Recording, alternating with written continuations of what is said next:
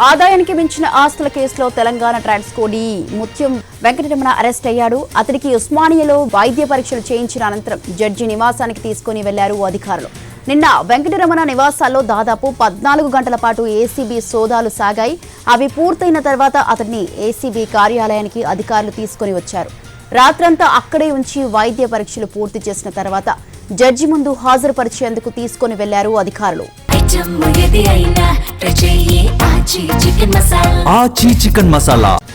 ఆదాయం మించిన ఆస్తుల కేసులో తెలంగాణ ట్రాన్స్కో డీ ముత్యం వెంకటరమణ అరెస్ట్ అయ్యాడు. అతడికి ఉస్మానియాలో వైద్య పరీక్షలు చేయించిన అనంతరం జడ్జి నివాసానికి తీసుకుని వెళ్లారు. దీనికి సంబంధించి మరింత సమాచారాన్ని అందించడానికి మా ప్రతినిధి రాధాకృష్ణ ఫోన్ లైన్ లో ఉన్నారు. రాధాకృష్ణ, స్వాతి, టీజీ రెడ్కలో డీజీఎం గా పనిచేస్తున్న ముత్యం వెంకటరమణ ఇంట్లో నిన్న దాదాపు 13 గంటల పాటు సోదాలు నిర్వహించారు. మాదాపూర్ లోని మీనాక్షి స్కైలైన్ లో ఉన్న అతని అపార్ట్మెంట్ లోని ఫ్లాట్ తో పాటుగా ఆడిటర్, అతనికి సంబంధించిన ఆడిటర్ కుకట్పల్లిలో నివాసం ఉంటారు, అతని ఇంట్లో కూడా సోదాలు నిర్వహించడం జరిగింది.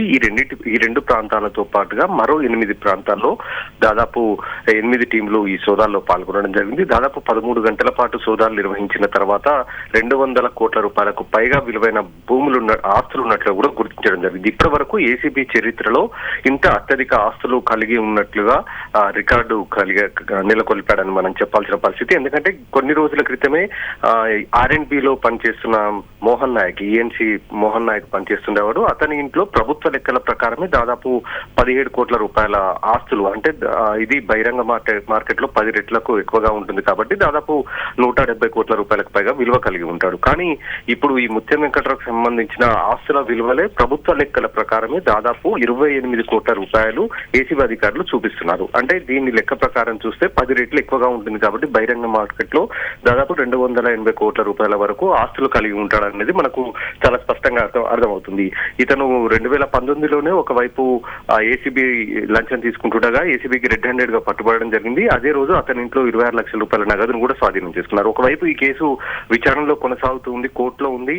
మళ్ళీ ఇతనికి పోస్టింగ్ కూడా రావడం జరిగింది. పోస్టింగ్ వచ్చిన తర్వాత కూడా ఇతని పైన ఆదాయానికి మించిన ఆస్తులు కలిగి ఉన్నాడన్న అభియోగాలు ఏసీబీకి అందడంతో కేసు నమోదు చేసిన ఏసీబీ నిన్న ఏకకాలంలో ఈ సోదాలు అయితే నిర్వహించడం జరిగింది. ఇందులో దాదాపు ఇతనికి సంబంధించిన దాంట్లో ఇతని భార్య స్వప్న పేరిట రియల్ ఎస్టేట్ కి సంబంధించిన కన్స్ట్రక్షన్ సంస్థను కూడా ఒకటి కొనసాగిస్తున్నట్లు కూడా గుర్తించడం జరిగింది. వాటికి సంబంధించిన ఆర్థిక లావాదేవీలను కూడా ఈ ఏసీబీ సోదాలో ఇప్పుడు ఈ కస్టడీ తీసుకున్న తర్వాత ముత్యం వెంకటరమణని అప్పుడు విచారించే అవకాశం కనబడుతుంది. ఇప్పటి వరకు అయితే ఇతనికి సంబంధించిన ఆస్తుల దాంట్లో 4 బ్యాంకుకు సంబంధించిన ఖాతాల్లో 52 లక్షల రూపాయల నగదును గుర్తించారు. అలాగే బ్యాంకు లాకర్లలో దాదాపు 2 కిలోలకు పైగా విలువైన 2 కిలోలకు పైగా బంగారు ఆభరణాలను స్వాధీనం చేసుకున్నారు. అలాగే ఫ్లాట్లు, వ్యవసాయ భూములను కూడా ఇప్పటి వరకు అయితే గుర్తించడం జరిగింది. మరికొద్ది సేపట్లో ఇతన్ని జడ్జి ముందు హాజరుపరచనున్నారు.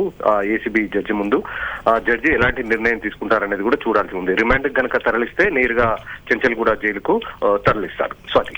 Right, thank you Radhakrishna, thanks for the details.